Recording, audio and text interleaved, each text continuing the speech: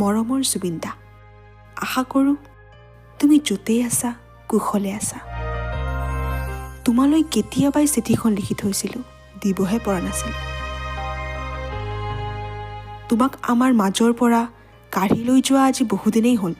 তোমাৰ দৰে এজন সৃষ্টিশীল মানুহক কি বিবেচনা কৰি অবিবেচকীকেইটাই নাইকিয়া কৰি দিলে, সেই কথা আমি ভাবি আচৰিত হৈ আছোঁ।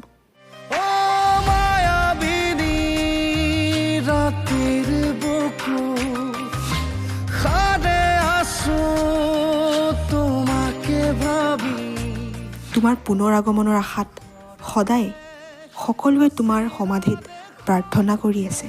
তুমি চাগে দেখিছাই তোমাৰ বাবে কোনে কেনেদৰে আশাৰে বাট চাই আছে, চাকি ধূপ বস্ত্ৰ আগবঢ়াইছে, তুমি ভালপোৱা খাদ্যও দিছে, তোমাৰ বাবে নাম কীৰ্তন কৰিছে, বাঁহী, গীটাৰ, তবলা, মেণ্ডলিন আদি বাদ্যযন্ত্ৰত সুৰ দি ল'ৰাৰ পৰা বুঢ়ালৈ জাতি ধৰ্মৰ ভেদাভেদ নেওচি শত সহস্ৰ মানুহে তোমাৰ গীতকে গাইছে।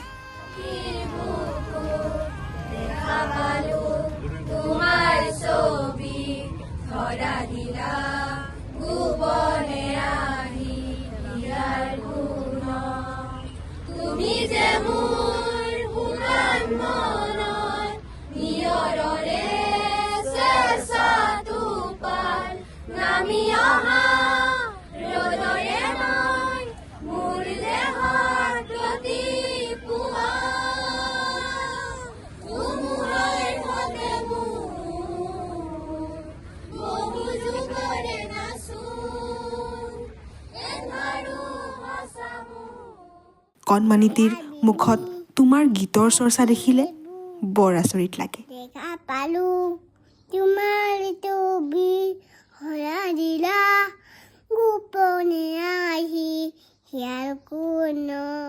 কি যে হেঁপাহ তোমালৈ, তুমি নাই বুলি ক'বই নোৱাৰি।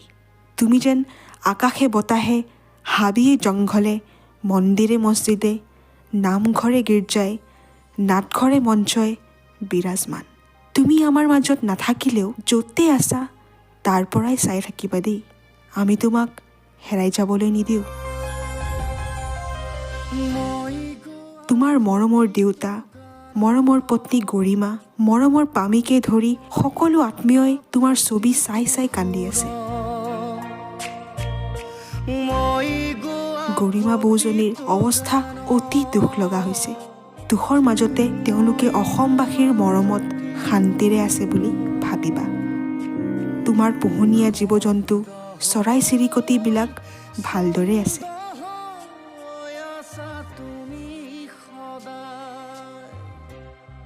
তোমাৰ ভাল লগা কাপোৰ কানি, জোতা মোজা, লেখা পঢ়া, তোমাৰ মৰমৰ বাদ্যযন্ত্ৰখিনি সযতনে ৰাখিছে।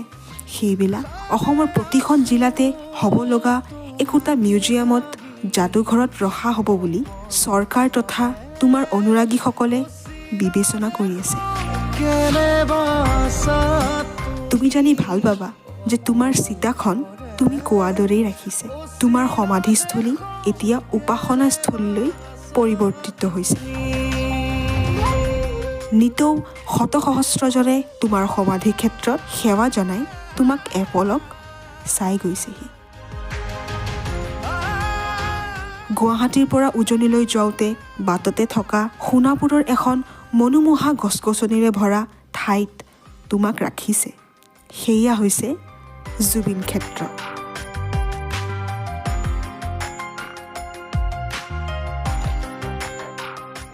আৰু এটা ভাল খবৰ জানানে জুবিনদা, তোমাৰ কথা ছবি ৰৈ ৰৈ বিনালে অসমতে নহয় সমগ্ৰ বিশ্বৰ মানুহে চাই আছে।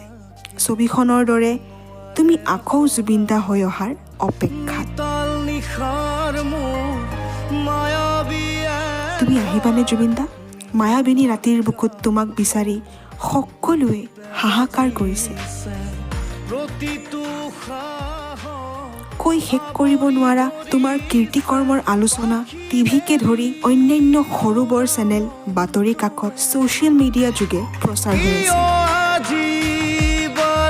তোমাৰ গীতৰ আধাৰত নৃত্য গীতৰ প্ৰতিযোগিতা হৈছে। তোমাক সকলো কথা সময়ে সময়ে আমি কৈ যাম, তুমি মাথো আমাক আশীৰ্বাদ দি থাকিবা।